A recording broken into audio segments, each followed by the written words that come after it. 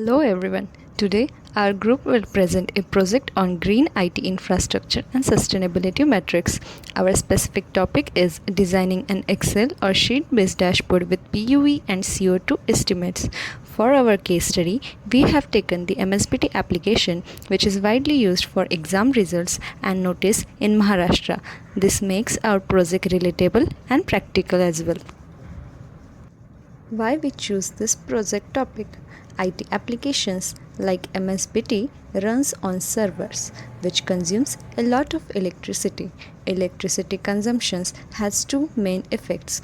First, high cost of operation. Second, high carbon footprint, because most electricity comes from coal in India. So our goal is to measure two important metrics. First, PUE, power usage effectiveness, that is how efficiently energy is used, and second, CO₂ emissions, that is how much carbon footprint is generated. What data we needed?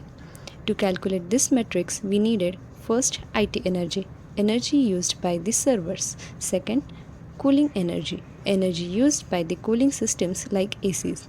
Third, total energy equals to IT energy plus cooling energy. PUE, power usage effectiveness, is a key metric used to measure the energy efficiency of data center. It is calculated by dividing the total energy consumed by the facility by the energy used by the IT equipment. A PUE of 1.0 is considered perfect, meaning all power goes directly to IT equipment, but a lower PUE score always indicates better efficiency. Fifth, CO₂ emission, which is nothing but the total energy into 0.45 per kilowatt. Since we don't have actual MSBT data, we have made reasonable assumptions for each month. You guys are thinking that what are the basis for these assumptions? So let us discuss what are the basis for these assumptions. We kept our assumptions simple as well as realistic at the same. So first, IT energy, almost constant because servers run throughout the year, only slightly higher during exam or result months, that is May, June, November or December. Second, cooling energy, changes with season, higher in summer like April to July, lower in winter, that is November to January. Third, total energy, it is just the sum of IT energy and cooling energy. Fourth, PUE, power usage effectiveness, automatically calculated, and we kept it realistic values, that is 1.6 to 1.7. Fifth, CO₂ emissions, we used a standard conversion, that is 1 unit of electricity is equals to 0.45 kg CO₂. This is based on India's electricity grid emission factor, and this is the way our data looks real and practical. Now let us go through our dashboard. This is how our dashboard looks like, which represents month, its corresponding IT energy consumption, its corresponding cooling energy consumption, PUE, CO₂, and total energy. Here we can sort the data by ascending as well as descending order for any of the column.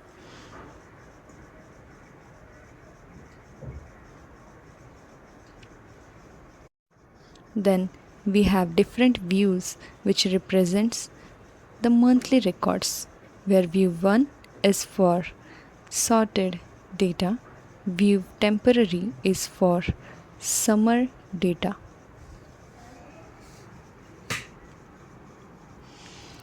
As we can see, we have the filters for various months, total energy, PUE and CO₂, where whenever we choose any month from our month filter, we get that reflected to our PUE and CO₂ trend chart. As you can see, after selecting month May, I got it reflected to my table, and at the same time in my chart we can clear all the filters as well as apply multiple filters at same time. When I select multiple filters, I got multiple months to be reflected into my chart. And when I deselected, I got all the month data again reflected to my chart and tables.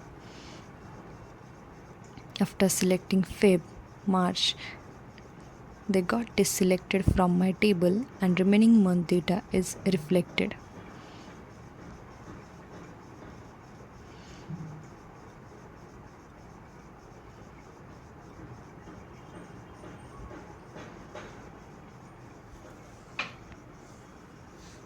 Now I will clear all of them, and all of them got deselected.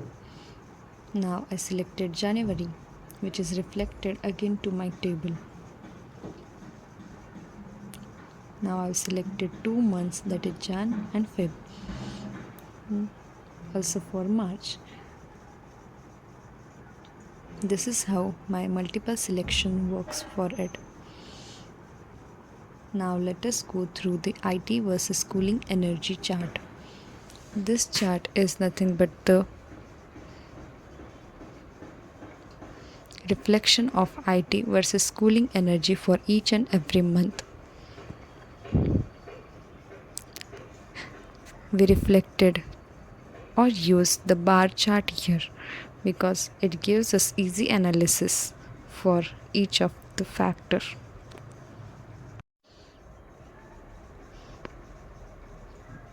Now we saw how our month selection gets reflected to both of the chart as well as table. Now let us go through the other factors or other filters, where first I will select for CO₂ consumptions. Whenever I select any value from my CO₂ consumption filter, that corresponding value along with its month, IT, energy consumption, cooling consumption and etc. comes into picture. Also, whenever we select any of the filter, the single filter gets applied to all of the remaining filters. That is month, PUE, total energy for CO₂ selection. Same as it works for month, it works for the remaining one. As you can see, for selection of 1.67, I got 2 months to be reflected on my chart, because we have January as well as October with PUE of 1.67.